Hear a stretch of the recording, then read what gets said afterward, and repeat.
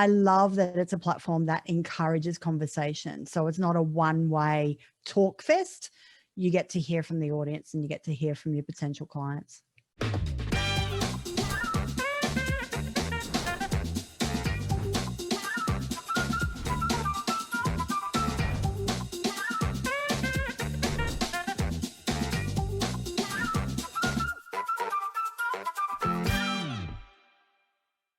Tracy, welcome to the call.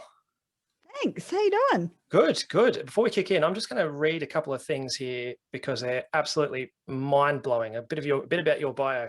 Sure. You're a podcast pioneer in Australia. You started the first ever panel podcast in Australia. You're a judge for the Oz Web Industry Awards, the Oz Marketing Awards, the Business Book Awards. So I'm hoping you're not going to be judging me too much during this presentation. We've got... you launched the iPhone into Australia. Tell me about that. How did that happen? Yeah. Okay. So that was a long time ago, right? So I was working for Telstra at the time as part of the retail channel. Yep. And I think I did the first store at Maroochydore. I was there with the lineups out the doors and the balloons and the crazy clapping and everything that used to go on when you bought an Apple product. And I think we had people lining up from about 3 a.m. in Maroochydore in sunny Queensland, if you know what that sleepy little town's like, which is beautiful. And yeah, it was crazy. It was great fun those days. Well, I mean, I almost forget the time before iPhones. I had to think back on the time when you launched it. That's incredible. And that's only the first part of your intro. 2008, I think maybe earlier. I should know that date. I don't know. Yeah, no, it's been doing it for 30 years. It blurs in. There were dinosaurs roaming the streets and people were homeless everywhere. Indeed. Without shoes before the iPhone came along. So you got it. You've nailed it. Now we're in the digital world. Exactly. So you're also the only CPM in Australia, the certified practicing marketer, who is a small business owner. Why is that the case? Yeah, boy, did I have to fight for that one. So typically, the governing body for marketers in Australia is AMI, Australian Marketing Institute. Yep. And typically the people that go for CPM status, so certified practicing marketers, have a bunch of university degrees behind them, and they're typically working for a corporate. Yeah, okay. I haven't worked for a corporate for over a decade, and I never went through uni for my marketing degrees. So they didn't know what to do with me. It completely confuddled them. But I think eventually after some of the things I was able to kind of list as achievements, they went, yeah, okay, we'll let you through. Oh, fantastic. Oh, now we're here to talk about Clubhouse today. Now you ran a Clubhouse Marathon, a global Clubhouse Marathon that ran for 36 hours at 55 speakers across 20 countries. Yeah, 2,300 people show up for International Women's Day. Now, my first question is, what is Clubhouse? Mm-hmm. And how did you make this happen? Yeah. So Clubhouse is an audio-only social platform. So just like another Facebook or LinkedIn or whatever, but it's audio only. And because I love podcasting, as soon as I heard that, I went ding, ding, ding, ding, ding, I'm in. And I've spent a bunch of time kind of figuring it out. So Clubhouse itself is still quite new. So it's just about to click over 12 months old. It's still in beta mode. So it's only available for people who are iPhone users. And yeah, you go in, you set up rooms, which is not dissimilar to setting up a podcast. And then people show up and you have a chat. It's what I really like about it, apart from the audio platform. So you've got that conversation happening and people can multitask because it's audio. So you don't need to be dressed to the nines to be in Clubhouse. But I love that it's a platform that encourages conversation. So it's not a one-way talk fest. You get to hear from the audience and you get to hear from your potential clients. And how does that work when you've got 2,300 people all listening in to 55 speakers? How do you manage that?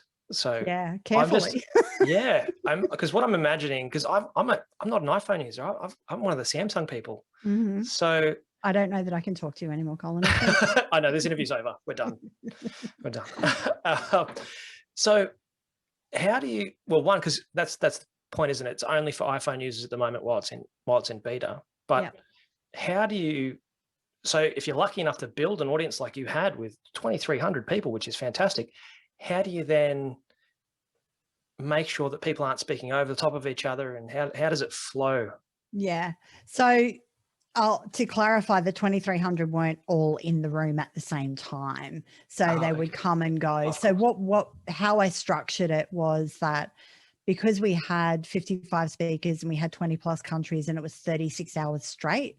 Yeah. I mean, I'm a machine, but I wasn't up for 36 hours straight. So you were there the whole time for the 36 hours? I was logged in, but, you know, I may have napped occasionally. There was water involved. It was okay. So we handed off the room every 60 minutes. So every hour we had a new speaker with a different topic, and basically we traced the clock around the world. So, you know, 8 a.m. to 9 a.m. was one topic, 9 a.m. to 10 a.m., 10 a.m. to 11 a.m., et cetera, et cetera, et cetera. Wow. And we just swapped topics over. So what happens with Clubhouse is you get what's called a hallway, which is like where all of your rooms, where all the conversations show up. So the longer a room is going, I won't get too technical, but part of the algorithm, we'd all be familiar with algorithms with social media. Part of the algorithm with Clubhouse is the longer a room's been open, the higher it starts to appear on your newsfeed or your hallway. So people will just come and go. Think of it like a radio station, right? You can just kind of spin the dial and then suddenly you're in that radio station. So the same thing happens with Clubhouse, is you can kind of just turn up and you can be midway through a conversation. So the way Clubhouse works is you kind of have 3 tiers. So you have the top tier, which is your speakers, and they're the ones that have a live mic and can be having a conversation. You have a tier underneath that of people who follow the speakers. So they're just in the audience. And I liken them to, do you remember the days when we could get to in-person events and you would pay maybe a little bit more to sit in that front row and maybe do a meet and greet with the speakers or whatever? So that's like you're followed by tier, and then you've got a tier just the audience. So if you're in the audience, you can click a button that says raise your hand, and the speakers then know that Colin's got something to say, and we invite them up to the stage and you get to have a chat. So that's kind of how it works. Yeah, great. And so I love podcasting and I love doing video interviews like this, but I'm trying to work out why I would use this in my business. I can see the value of, everyone's talking about Facebook and Instagram, and, you know, you've got to be top of Google for SEO. And so why would I want this? Why would I want to be using this platform? And two, how do I find the time to get in there? Or what am I supposed to be doing when I do get in there? Yeah. Look, great question, because we all have such competing priorities, don't we? So the big thing for me is, why would you want to be there? I think like any other social media platform or any other part of your marketing, it needs to have a strategy. So I'll tell you what I do. I'm a small business owner myself. So typically I use Clubhouse in a couple of ways. One, I use it to crowdsource research. So I run a room every week about small business tech tips, because I write about technology for small business. So people come into that room, they tell me what they're using.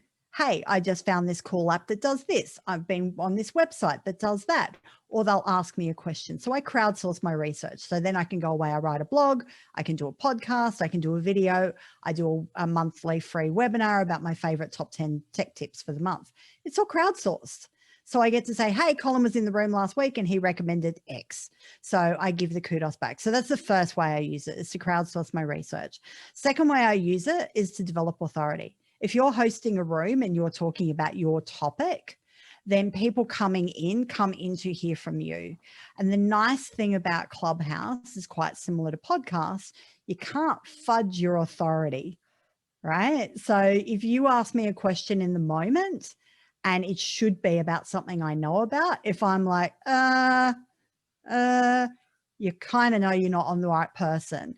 But if I can be spitting valuable information backwards and forwards and people are interested in that topic, they'll then find an off-ramp or a way to connect with you outside of Clubhouse. They'll connect with you on Instagram, they'll DM you, they'll go to LinkedIn, whatever their thing is. So it's an authority piece, second of all, the way for me.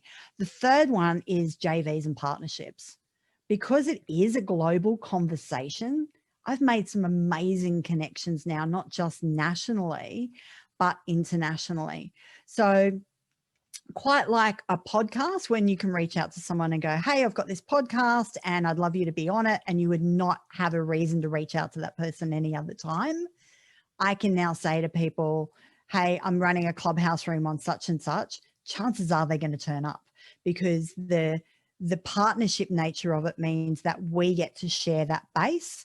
So I'm going to bring people to your audience that you wouldn't normally be in front of, and you're going to do the same for me. So it's a triple win. It's a win for you, it's a win for me, and it's a win for our client base. So they're three of the ways that I use it, and three of the ways that I tend to recommend people think about how they could get the most value out of Clubhouse. How do you make time for it? We're small business owners. We just do, right? We just do.